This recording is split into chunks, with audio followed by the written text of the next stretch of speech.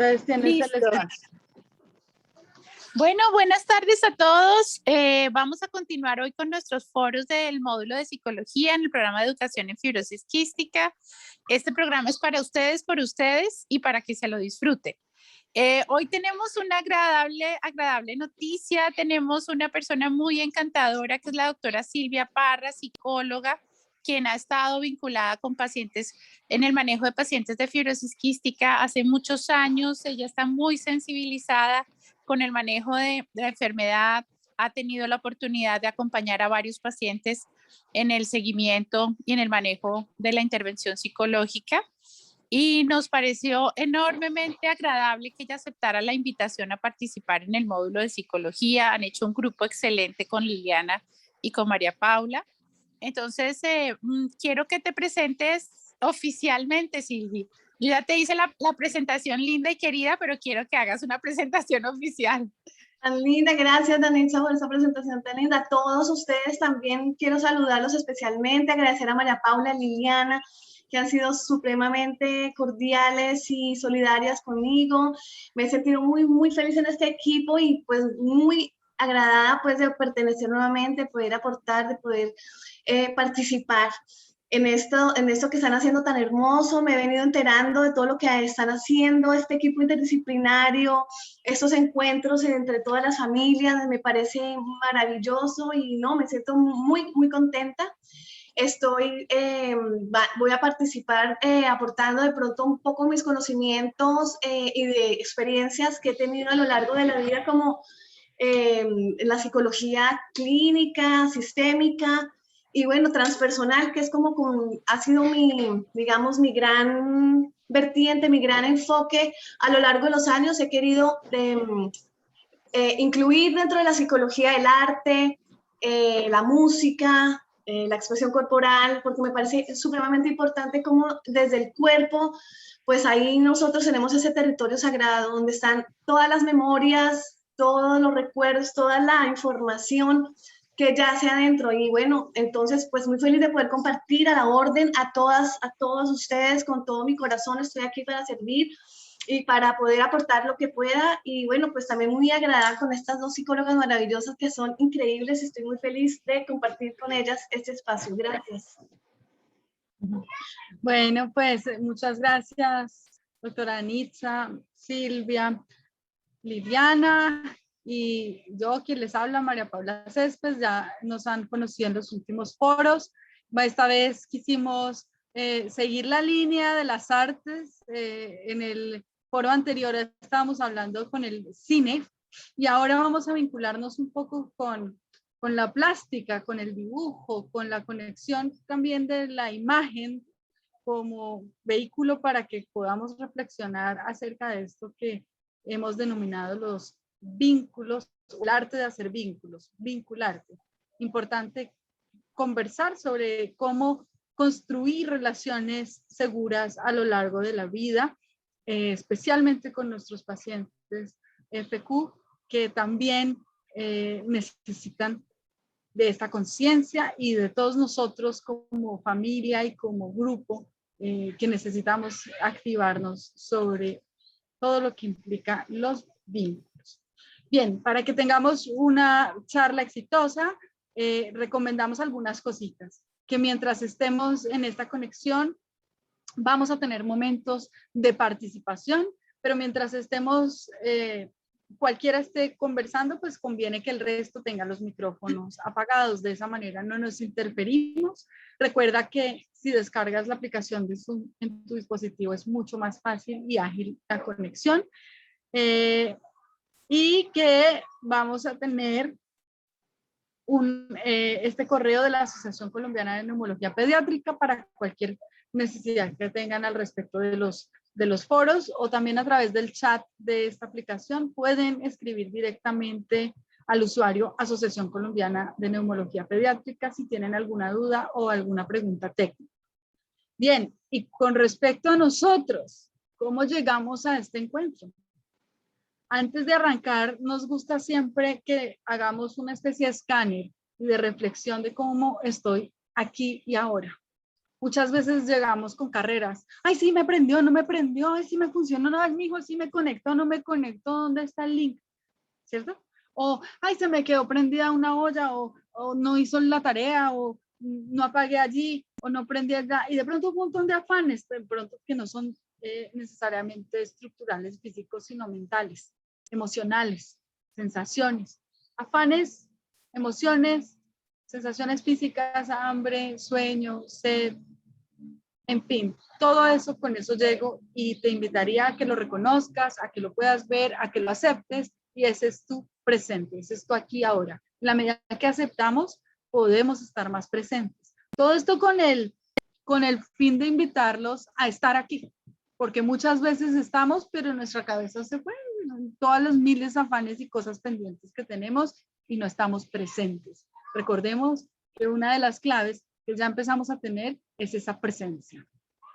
Así que es uno de nuestros grandes recursos, la presencia. Y en el primer foro hablábamos de los recursos personales, los recursos para el cambio, para poder afrontar los cambios y las situaciones que nos atañen todos los días, pero en especial convivir con una situación crónica en nuestras familias como la fibrosis quística nos es una invitación constante, ¿verdad?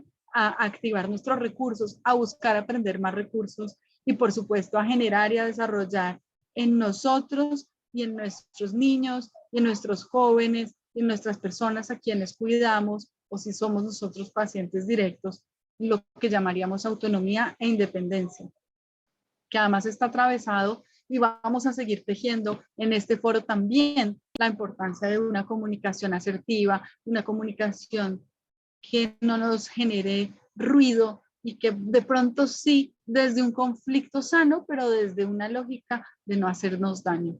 Y que esto significa también, ¿qué significa? Hablamos en alguno de los foros pasados, crecer con FQ.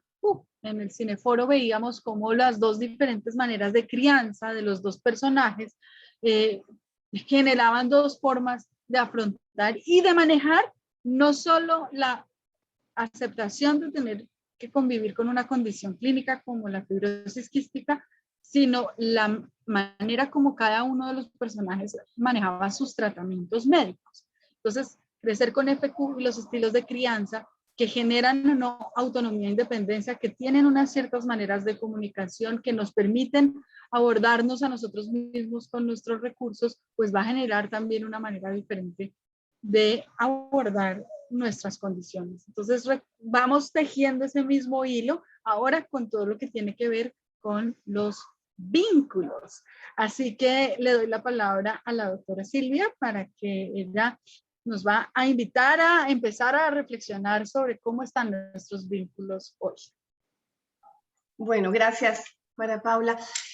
Sí, pues estamos dirigiendo todo eso que ustedes ya han venido trabajando y nos gustaría mucho que de manera espontánea, sin pensar mucho, si tienen a la mano una hoja, ojalá pudiéramos todos como tener una hoja, un lápiz, unos colores, un cuaderno, lo que podamos encontrar.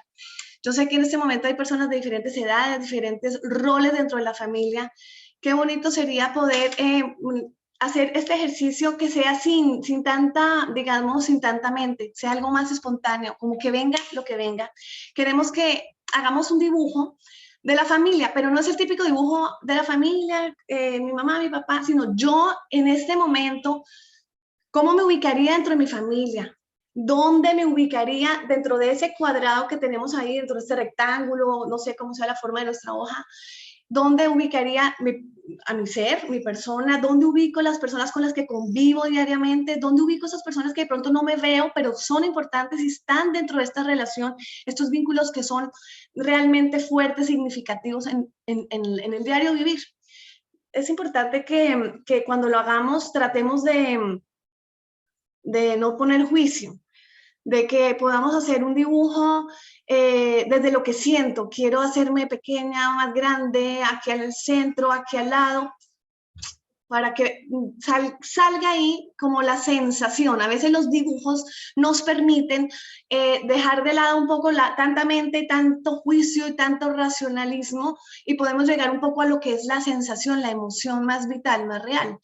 Entonces esa es como la invitación, que podamos hacer un poco ese dibujo, porque con este dibujo vamos posteriormente a este momento que tenemos de charla maravillosa que vamos a abrir en este instante. Queremos luego poder dialogar de este dibujo, que tengamos un momento más íntimo, un poco más, con más tiempo, más dirigido, para que lo podamos conversar, lo podamos digerir, para que nos sintamos todos acogidos. Sabemos que somos varias personas, pero precisamente nuestra invitación es que las tres podamos llegar a la mayor cantidad posible y podamos hacerlo mucho más íntimo, más cercano. Entonces, pues los invito en eso, en ese momento. Espero que lo estén pues ya haciendo, así como que doy como esta charla así para darles ese tiempo mientras que ustedes lo van creando. Mientras tanto, voy a irles como comentando un poco por qué nos surge este deseo de hablar de vínculos el día de hoy, de hablar de vínculos, de comunicación, de relación en la familia. Y es un poco como estaba comentando María Paula, un poco llevando ese hilo conductor que ya han venido profundizando. No sé, nos hace muy, muy importante ubicarnos en esa red de comunicación, en esa red de relaciones en las que nos encontramos. Seamos los hijos, seamos los padres, seamos los hermanos, seamos los tíos, seamos los abuelos, no sé, tantos roles que existen. Todos tenemos ese sentimiento, ese sentir, esa emoción frente a la condición de fibrosis quística.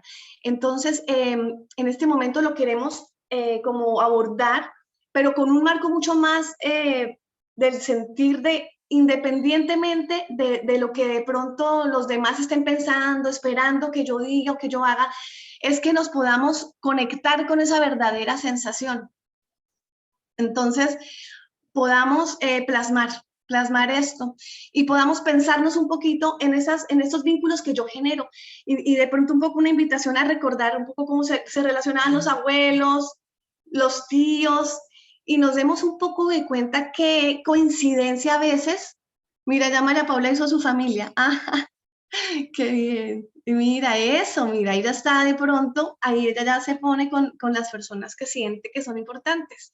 Ahí cada una está ya como ubicando esos personajes importantes. ¿Por qué? Porque cuando nosotros crecemos y nacemos en una familia, cada familia tiene unos códigos, cada familia tiene como una atmósfera, como un estilo, como una emoción particular en la cual nos desenvolvemos. Hay familias más serias, hay familias más emotivas, hay familias más ordenadas, más estructuradas. Todas estas diferencias generan en cada uno de nosotros un estilo de relacionamiento que lo vamos a llevar luego a la vida, cuando nos encontremos con los amigos, con las parejas, con las personas en el trabajo. ¿Y por qué es que yo a veces me siento mejor con personas de pronto más serias? ¿Por qué es que a veces me siento mejor con personas más tranquilas o con personas que hablan más? ¿O por qué me gusta más de pronto las personas que no hablan tanto y son mucho más serias en lo que están como de pronto hablando y diciendo? Es como importante darnos cuenta que toda familia genera unas relaciones, unos vínculos que son importantes. Entonces, esos vínculos nacen de la afectividad. Esos vínculos nacen de ese cuidado, de esa sensación de los roles. Somos el padre, el hermano, el hijo, la hermana. Todos empezamos a generar una especie de roles.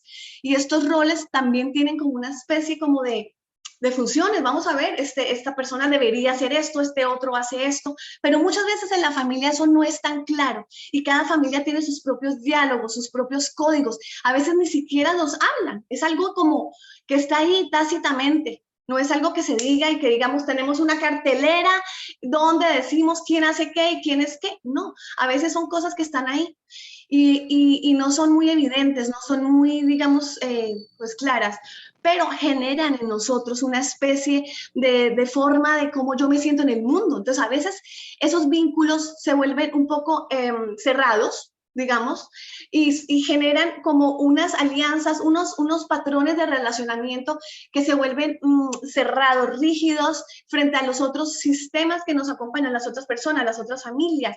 Y eso es óptimo en tanto me genera como seguridad, confianza, me siento protegido, me siento a gusto, me siento en confianza, pero a veces esto nos imposibilita movernos, nos imposibilita descubrir nuestro propio ser.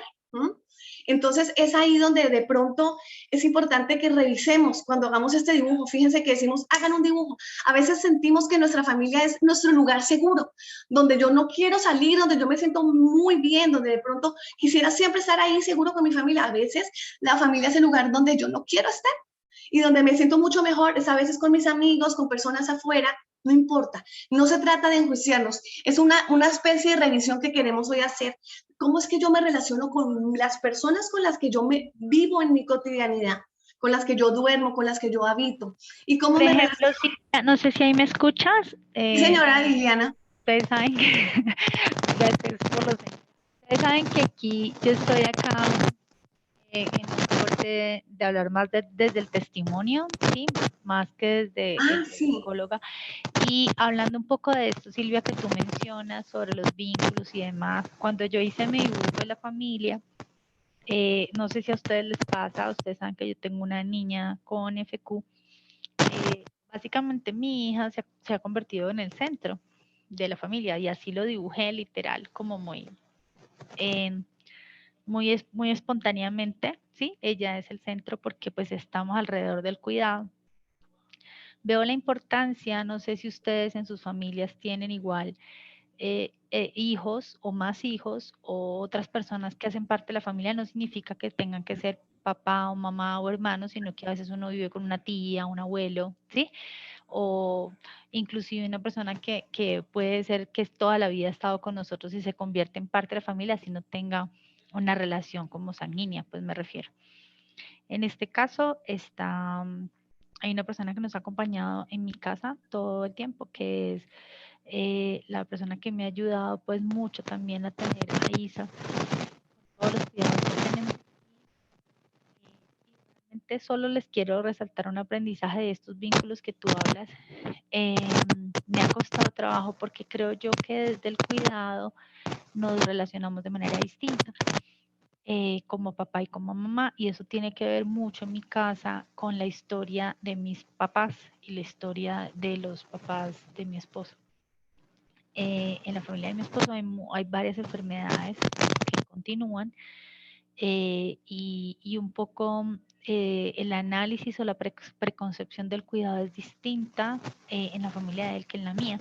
¿Sí? Por ejemplo, yo no voy al médico, ellos desde la mamá se murió muy joven, ¿sí? Entonces eso lo tuve que entender mucho en mi caso, entender desde dónde se vincula él con el cuidado, entender yo cómo me vinculo desde el cuidado para aceptar y no pelear, porque pues la verdad es que nosotros peleamos mucho, yo no sé si a ustedes en sus familias les pasa, pero pues cuando nos empezamos a adaptar con la condición que tenemos en casa, cada uno asume posturas distintas, una familia cuida, la otra no cuida, la otra le parece que es exagerado, el otro no la cuida tanto, el otro sobreprotege, el otro exagera, el otro no sé qué.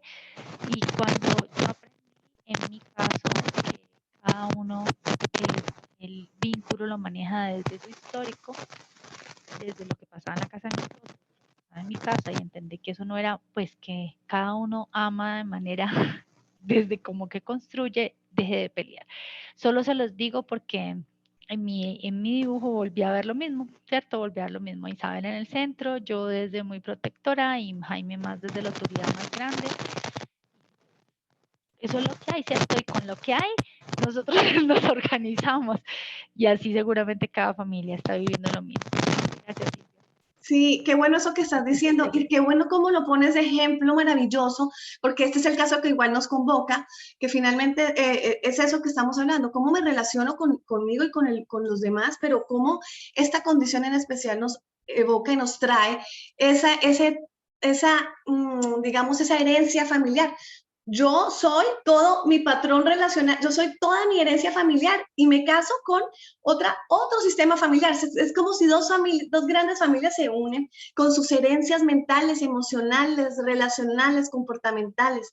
Y es ahí donde eso que tú dices, el choque diario, y esa es la vida de la familia, cómo empezamos todos. Ahí es donde se generan esos roles, esos vínculos, esas alianzas. A veces los padres no necesariamente son los que están de pronto llevando como digamos, el rol, la jerarquía. A veces son los hijos los que empiezan a tomar esa fuerza, como tú dices, se vuelven el centro y empieza a generarse un poder, una jerarquía, donde se desdibujan un poco todas esas funciones que podrían hacer que la familia tenga una flexibilidad, una viabilidad mucho mejor. María Paula, ¿qué piensas de eso que estamos hablando, digamos, en cuanto a, por ejemplo, esa familia que tú hiciste? Me llamó mucho la atención ese dibujo que hiciste también, así como, muéstranos otra vez. Sí, yo estaba pensando que justamente una de las cosas importantes acá es comprender que todo esto se construye, ¿no? Que el hecho de que nos nombremos como papá, mamá, hijo, hermano, no es igual a decir o a decidir que esa relación está dada solo por la consanguinidad, que estos vínculos se construyen. Aquí yo estaba, a ver si lo puedo ver. Ajá. Claro, uno puede de todo lo que dibuja en lo más detalle sacarle pita para analizar, ¿verdad? Y para darse cuenta de cositas, siempre salen. Pero la idea sí es pues como que las familias tienen momentos, diría yo, al hacer mi dibujo, que me pude dar cuenta, ¿no? Que en este momento mis vínculos más fuertes son mi esposo y mi hijo. Si hubiésemos de pronto hecho este ejercicio hace un año, podría haber incluido en ese dibujo tal vez a mis padres, tal vez incluso a mi suegra, tal vez a otras personas, ¿verdad? Este es un momento en el que nosotros tres nos empezamos a afianzar mucho, por eso en este momento yo como que diría, al dibujar mi familia, nos dibuja a nosotros que somos el núcleo. Pero creo que sí, ahí podríamos, yo complementaría dos cosas, que las familias se van transformando con el tiempo y que los diferentes vínculos y cercanías en los vínculos y niveles de cercanía se van transformando con el tiempo y con los sucesos propios de la vida. Y que esos vínculos se construyen y que no solo se construyen, sino que se tienen que sostener. O sea, como esa metáfora que siempre los psicólogos hemos dicho de la plántica que hay que regar, ¿no? Sí. Y qué lindo lo que dices, porque es muy oportuno la transformación, ¿no? No siempre estamos igual. Las familias siempre va a estar en un movimiento constante porque nosotros los seres nos vamos moviendo, vamos transformando, vamos creciendo. Los niños no siguen siendo los niños van creciendo, volviéndose adolescentes. Los padres también van en otro ciclo vital, siempre estamos en una gran transformación y es ahí donde de pronto nuestras relaciones empiezan a ser muy importantes de observar, porque a veces quisiéramos dentro de estas relaciones, estos vínculos, surge algo que es el apego. Digamos que el apego es un término que uno dice, está mal, no te apegues, desapégate, siempre hablan de eso. Pero miren que el apego, finalmente, el apego es algo que se genera en las relaciones. A veces tenemos muchas amigas, han visto muchos amigos, pero uno tiene un apego especial por ciertas personas. Tengo un apego especial con personas de mi familia que me generan más seguridad, me generan más confianza. El apego es algo que nos hace referencia como a una cercanía mayor con relación a otros vínculos. Pero cuando ya el apego del que hablan constantemente y te dicen, cuidado, no seas apegado, desapégate, se vuelve de pronto negativo. Cuando empezamos a generar dependencia, Cuando ya hay algo que es como me siento dependiente o genero dependencia. Entonces, fíjense que ahí hablamos como lo que decía Liliana, cómo son los mecanismos de cuidados que yo tengo desde la experiencia de mi familia, cómo me cuidó mi mamá, cómo cuidaron a mi mamá los abuelos y los abuelos los bisabuelos, y cómo lo hicieron con mi pareja, con qué tipo de persona estoy involucrándome, porque hay familias que tienen una, digamos, para ellos, una de las cosas más importantes es que somos todos juntos, todos decidimos lo mismo, todos sabemos lo que los demás necesitan, todos vamos a tomar la decisión, todos se involucran en el crecimiento, en la situación, digamos, en esto de la condición, de pronto se involucran todos. De pronto hay otras familias que son más, no tienen ese sentido de pertenencia tan marcado y son más independientes, pero de pronto son tan independientes que generan de pronto una sensación como de frialdad, una sensación como de crudeza, y muy seguramente a veces nos unimos con personas que tenemos diferente forma de ver las cosas, como decías tú, era como, o sea, para mí la forma de relacionarme desde el amor es siendo cuidadoso. Para mí la forma de relacionarme y mostrar amor es estar ahí pendiente, pero de pronto para la otra persona el amor lo demuestra estando respaldando desde lo económico, ayudando con su presencia, muchas formas, pero ahí es donde empiezan todas estas, digamos, circunstancias que pueden generar conflicto, dificultad en las relaciones, ¿no? Entonces es importante como que nos demos cuenta que el transitar, el transcurrir, la transformación que estamos teniendo como personas también se ve en la familia. Y es importante que la familia empiece también a moldarse, a tener ese crecimiento sano, fluido, orgánico con lo que los miembros van generando, porque al ser así, estamos permitiéndole al otro ser, por ejemplo, una mamá que siempre ha estado cuidando a sus hijos todo el tiempo porque ha sido lo que decidieron, porque ha sido lo que ha tocado hacer, pero de pronto llega un ciclo vital donde ya los hijos pueden estar autososteniéndose, siendo mucho más organizados consigo mismos, pueden cuidarse, ya ella puede entrar a trabajar, pero resulta que el sistema familiar no lo va a permitir, porque los apegos o la dependencia que se ha generado no permite que la otra persona se mueva de ese lugar. Ahí estaríamos hablando de hasta qué punto estas familias que se acomodan a un estilo y a una especie de dependencia emocional permite que sus miembros empiecen a crecer. O una madre que vea a un hijo siempre y lo quiera ayudar, cuidar, proteger, darle todos los cuidados, pero el hijo ya empieza a ser autónomo y de pronto la madre o el padre se sienten un poco inútiles y dicen, oh, ya no soy tan útil o ya no me necesitas, y se angustia en su ser, de su funcionalidad, en su rol, y también no le permite al hijo de pronto hacer. Fíjense que a veces son esos casos, ¿no? Se pueden dar de múltiples maneras. Estamos dando varios ejemplos como por indicar un poco ese factor como de cómo las mismas familias podemos encontrarnos que nos posibilitan, nos ayudan a crecer, nos invitan a ser autónomos, pero también hay familias y relaciones vinculares que nos pueden de pronto, como yo creo que obstaculizar, ¿no? Como el crecimiento. Y hablando de eso, Sí. uno de los temas que queremos como reconectar acá es eso de cómo nuestros vínculos para que sean sanos, cómo será que podemos tejer que nos ayuden a crecer. Porque esto de crecer se vuelve todo un reto, ¿verdad? Y Liliana creo que nos lo ha repetido en muchas ocasiones eso, como testimonio, la dificultad que es poder. Fíjense, esta analogía, me gustó traer esta imagen, ¿no? Porque es como la mamá que va a mandar al niño a jugar, ni siquiera va a patinar, va a jugar béisbol, ¿no? Mira, fíjate que tienes un bate y lo forra para que no se caiga, para que no se pegue, para que no le pase nada. Y resulta que en ese no le pase nada, resulta que en esas ganas de cuidar desde estos otros lugares, pues a veces también se nos generan ruido con respecto a la libertad, a la emancipación y a la posibilidad de que se hagan autónomos independientes. Y eso es uno de los temas que venimos tejiendo desde el primer foro, ¿no? ¿Cómo hacernos recursivos? ¿Cómo hacer que nuestros niños, jóvenes, adultos, pacientes siempre sean capaces de ver por su vida, a pesar de que, por supuesto, van a contar con nuestro apoyo en términos del cuidado. Entonces, como que yo quisiera provocar un poco en esta siguiente parte con este tema. Fíjense ustedes, vamos a hablarlo así muy rápido. Esta es una tablita que han hecho algunos psicólogos sobre cosas que deberían estar haciendo los niños desde ciertas edades. Por ejemplo, que los niños de 2 y 3 años ya pueden poner la mesa y pueden guardar sus juguetes.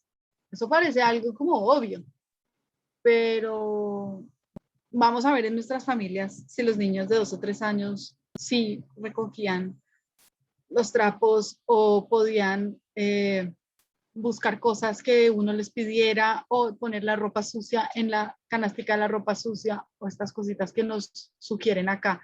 Lo mismo de 4 a 5 años, recoger las cosas de la habitación, tender la cama, en efecto ya volver un hábito la recogida de los juguetes, poner la mesa, entre otras. Y fíjense ustedes que esto se va complejizando hasta un niño de 12 años y más, que es capaz, por ejemplo, de cocinar una comida completa, pero pensemos nosotros, sobre todo de un tiempo para acá, en general en las familias latinoamericanas, hay que decirlo porque sí es una cuestión cultural, que nos volvimos para el otro lado, aunque hay familias que sí desde temprano enseñaron esto de echarse para adelante, ¿verdad? Y de hacer de los niños y jóvenes gente con autonomía. Hay otras que nos fuimos para otros extremos de la sobreprotección, y en esa sobreprotección enmascarada de amor y de cuidado, pues también hicimos daño, ¿no?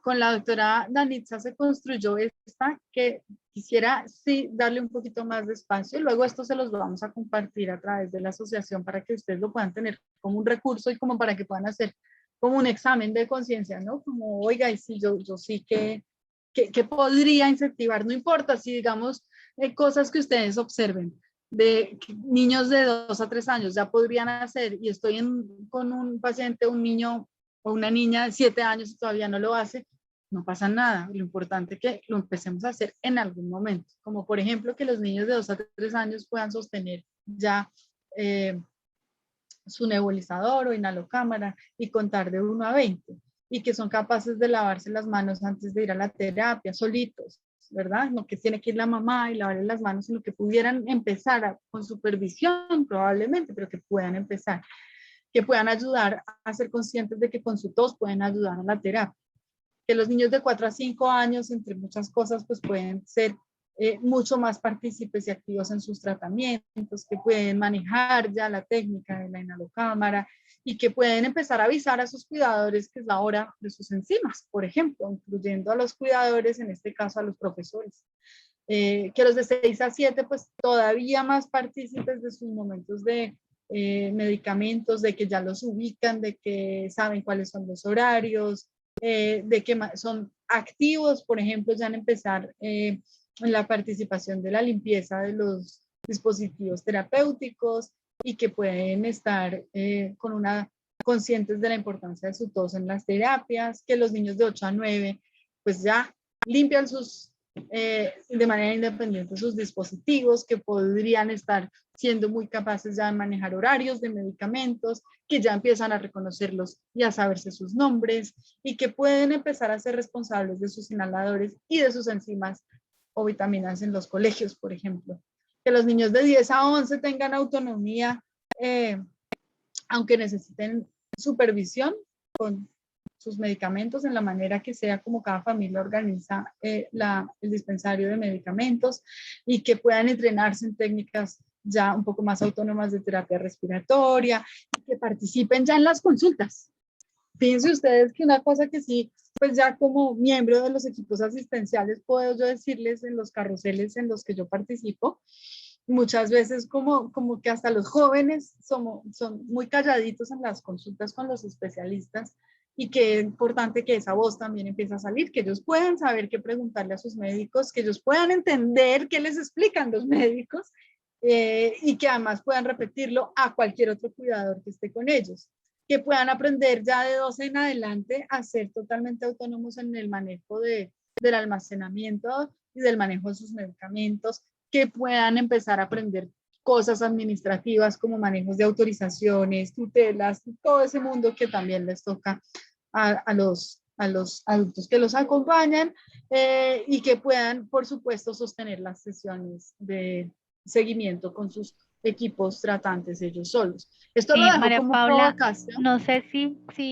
a ti, si a los que están aquí nos pasan, que ya somos 21 participantes, con sus hijos, pues yo he venido aprendiendo, no ha sido fácil, porque cuando tú llegas a las sesiones, en particular la sesión pasada, recuerdo que hubo una mamá que me decía, no, pues es que ya ella no me deja ir a ver cuando me preguntan que cómo es el popó, normalmente, ¿cierto? Ese es el lenguaje común de nosotros. Entonces, que si es grande, que qué tamaño, que si sale el agua en la grasa, que si no. Y cada vez mientras más van creciendo, nosotros vamos viendo que quien responde esas preguntas, pues ya no somos nosotros, ¿cierto? Los que deberíamos estar respondiendo que cómo salió el popó. Pues los digo muy en lenguaje de nosotros, pues porque, ¿cierto? Ese es el lenguaje de nuestra comunidad FQ. Entonces ahí realmente cuando hablamos del tema de nuestros hijos mayores, pues cada vez más ellos deberían ser los que hablen en la consulta con el médico y no es tan sencillo porque hay en mi caso, pues para no hablar generalizado, no es tan sencillo soltar, ¿sí?